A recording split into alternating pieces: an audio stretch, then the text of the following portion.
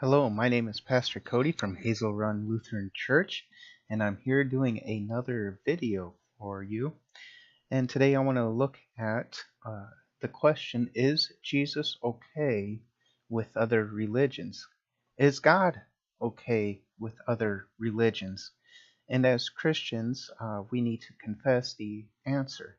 And that answer is absolutely not. Now, if you haven't ran into somebody saying that all religions are the same, they are definitely speaking on a level without knowledge and without hearing God preached. And this is extremely dangerous for that individual. So today, what I want to do is answer the question, is Jesus okay with other religions? Is he okay with other gods? Does he get along with other gods? And we are going to look at Galatians for the answer.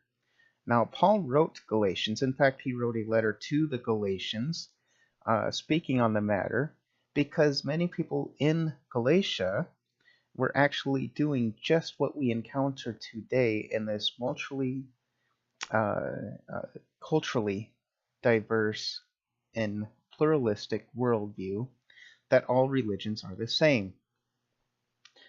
And so Paul writes this letter to Galatia and says, "You fools, where are you going with this?"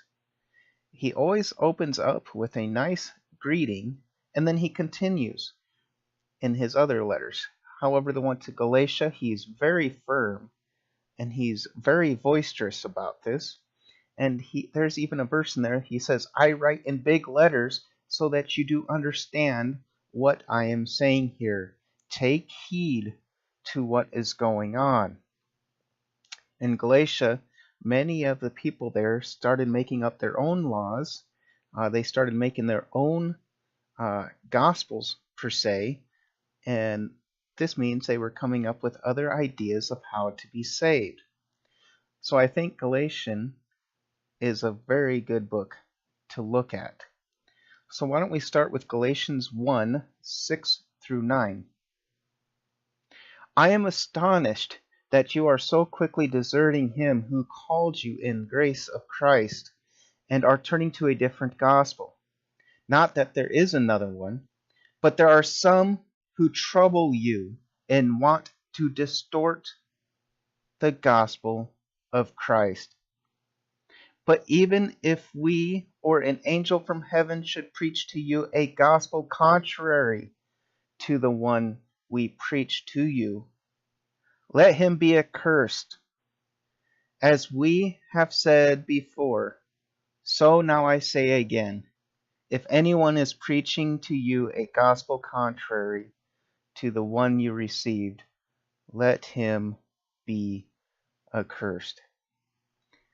Now, when an unbeliever is reading such verses, and they're going to pick up really quickly on, "Let those who do not believe be accursed," and they're going to take extreme offense to those words, and they should, because when those words are spoken by Christ, the first thing that a sinner does and a non-believer is they are judged, and they don't want that. Just as much as you speaking to a child, "Look what you have done," and the child says, "I do not want to be punished," right? But you must as a parent punish your child when he goes around, or she, breaking windows on the neighbor's house, right? You don't allow it to happen. And so when you come to a child and say, "You are misbehaving," they want to kick and they want to scream and they want to get away. They don't want to hear it. And if you're so lucky enough to have a child, right, actually plug their ears and say, "La, la, la," this is what an unbeliever will do when they hear these verses. They don't want to hear that Christ is the only gospel. They want to be the one doing it their way, right? So now when you hear people say, "There are many roads to salvation? Well, no. Those are the ones that says, I want to have it my way. They kick and scream because they do not get that sucker that they want from the store in the aisle, right? So continuing at Galatians 1, verse 10. For am I now seeking the approval of man or of God? Or am I trying to please man? If I were still trying to please man, I would not be a servant of Christ. Now, as Christians, we are called to deliver that message of Christ in hope to others, that Christ has died, Christ has resurrected, and he has paid and redeemed you. He has paid for the sin and he has redeemed you. All right? He has justified you. Right? Anything else being taught is contrary. When you leave out Jesus Christ, it is contrary. And here in Galatians, we find out that Paul is dealing with the same thing we see today. People seeking approval of man instead of God. So seek approval of man so that we can increase our flock. Because if we agree with them, they'll show up. If we teach them what they want to hear, they'll show up and support us. Of course they will. The child crying and kicking and screaming in the aisle, and you give him the sucker, he's going to be very well pleased.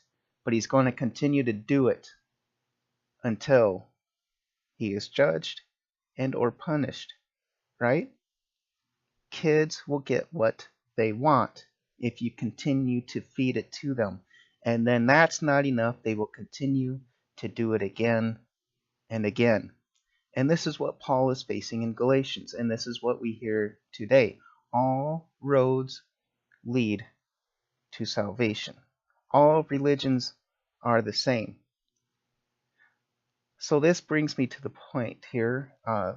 Will we look at, does Islam and Christianity have the same God? And according to Galatians chapter 4, verses 21 through 31, the answer is no. See, Isaac was the one promised through God speaking to Sarah and Abraham. Sarah was free, and therefore the lineage which comes finally to Jesus through Abraham is freed through Christ alone. But the one born under Hagar, the servant, is stuck in bondage because of disobedience. Islam rejects Isaac and Christ. So now we find out that Islam will always reject Christ. Galatians chapter 4, verses 30 and 31. Hagar and Ishmael, the line of Islam, will not inherit the kingdom of God. Galatians 4:29 reveals that the line of Ishmael, which is now Islam, persecutes Christ, and do so today. Right there in Galatians, we hear that it will happen even yet today. So these two religions are completely incompatible. Right? So in Galatians, we hear that the one lineage from Abraham through Isaac and Sarah is the freed religion. All right? It's because through that line, Jesus Christ is eventually born. Okay? Through Ishmael and through Hagar, it is not. So they do not actually work together. So now we're going to take a trip to Matthew 8, verses 5 through 13. When he had entered Capernaum, a centurion came forward to him, appealing to him, Lord, my servant is lying paralyzed at home, suffering terribly. And he said to him, I will come and heal him. But the centurion replied, Lord, I am not worthy to have you come under my roof, but only say the word, and my servant will be healed. For I too am a man under authority, with soldiers under me. And I say to one, Go, and he goes, and to another, Come, and he comes, and to my servant, Do this, and he does it. When Jesus heard this, he marveled and said to those who followed him, "Truly I tell you, with no one in Israel have I found such faith. I tell you, many will come from east and west and recline at the table of Abraham, Isaac, and Jacob in the kingdom of heaven, while sons of the kingdom will be thrown into the outer darkness. In that place there will be weeping and gnashing of teeth." And to the centurion Jesus said, "Go, let it be done for you as you have believed." And the servant was healed at that very moment. So this is the story of the centurion. Now the centurion has been depicted as a story of how Christ healed his servant, which Christ did. But the text does not say that the centurion is Christian. Well, Christianity did not evolve or come about until 20 years or 30 years after Christ's death that we can find. That's just following Christianity. Christian. It is following Jesus Christ, right? So of course there was no Christianity at this point. So that argument, even though valid, is not saying a whole lot, right? But the centurion is shown as maybe somebody who was following another god or had other gods that he clung to. And yet Jesus still healed his servant. But they're looking at something that is not there. You see, the centurion sent his servant to go to Jesus Christ because the centurion had heard about Christ, had heard about his word and his proclamation, and sent his servant to Christ alone. He did not send his servant to another statue. He did not send his servant to another god, right? He did not go and bow at the altar of Baal to get saved. He sends his servant to go get Jesus Christ. He had faith in Jesus Christ. So, does Jesus actually accept other gods? Does the story of the centurion, actually depict that there are other gods out there and Jesus is okay with that? No. The centurion had a slave go to Jesus Christ. And that, my friend, is what saved his servant. He had faith in Jesus Christ. And that's the important part of this story. Not that perhaps he had other gods. But see, that's what an unbeliever wants to do, is try to find other gods that they can pin their salvation to, because when Christ comes, it reveals something that they don't want to hear. It reveals that you can't do it your way. Christ says, "It is done my way, and I am the life and the gate to peace and the reign of the world." So I hope you enjoyed this video. Does Jesus accept other gods? No. He says, "I am the way, the truth, and the life. No one comes to the kingdom except through me." Thank you, and have a good evening and the rest of the week. And we'll try to do another video about discipleship, because these two videos will actually work together.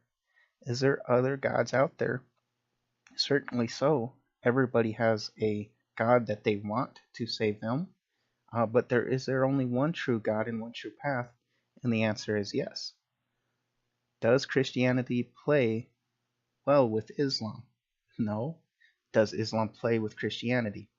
Well, as we read in Galatians, the answer is no as well. For they will always reject Christ, and they will always reject Abraham and the son Isaac. And through that line, Christ was born, freed all of us. Amen. I did it my